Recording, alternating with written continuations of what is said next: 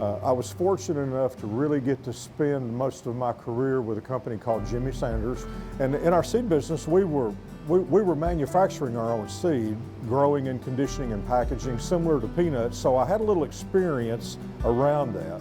Some of my best friends were down in South Georgia.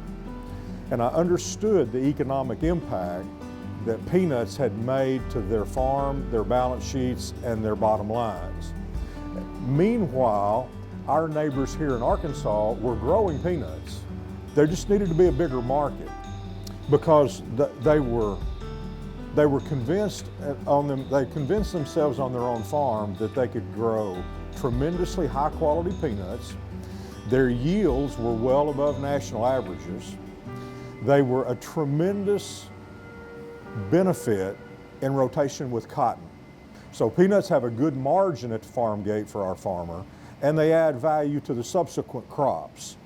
And lots of these guys were growing peanuts and they wanted to grow more acres, but the market was confined. We needed a shelling plant if we were ever going to really allow for the growth in peanuts in Arkansas. And we really changed history in Arkansas because of the way land is owned, and there's lots and lots of our land that is crop share rented. Most of our farmers had not had the opportunity to vertically integrate off the farm. So this was pretty new, right? But it didn't take them long to understand that they could enjoy profit at the farm gate, but they could also enjoy the vertical integration and the extra value that we create by giving them a direct relationship with those iconic brands that we see in your own pantries. So in essence, what we've done is created a direct link between our farms and the brands like Hershey's and Smucker's and Skippy and Mars and so on and so on and so forth. Now the cool thing about what we do, when you do get 75 or 80 of them to coalesce around one idea, this business is very unique in that it has no exit strategy. Had I done this for private equity, we all know where that ends, right? You run it for a period of time and they flip it and they're gone and there's an exit strategy and you don't know who the new owner will be. Well, the neat thing about this business model is that those 75 or 80, the ownership that they have respectively will stay in their families, embedded on their farms. It'll pass on from generation to generation, and it's a really good way to help keep that next generation on the farm.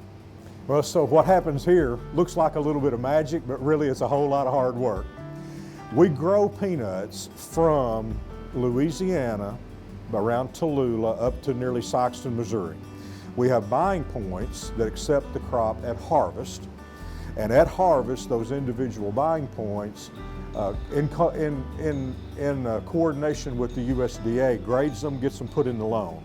But we also clean them, dry them, and store them because harvest is seasonal.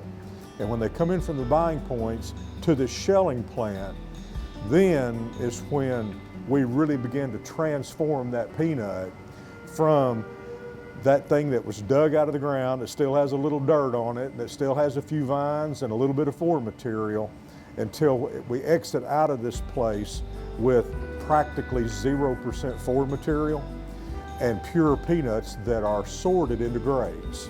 The cool thing about a peanut though is that every piece of it's utilized. The hulls have value going into cattle feed. Those pieces that are dirty or broken or not suitable for food use go into oil stock. So there are no trash trucks that leave here. Whatever comes in here, we're able to commercialize every piece of that peanut. Delta peanut is still growing, right? And we are at about 65% of capacity, 65–70%. And we're still growing.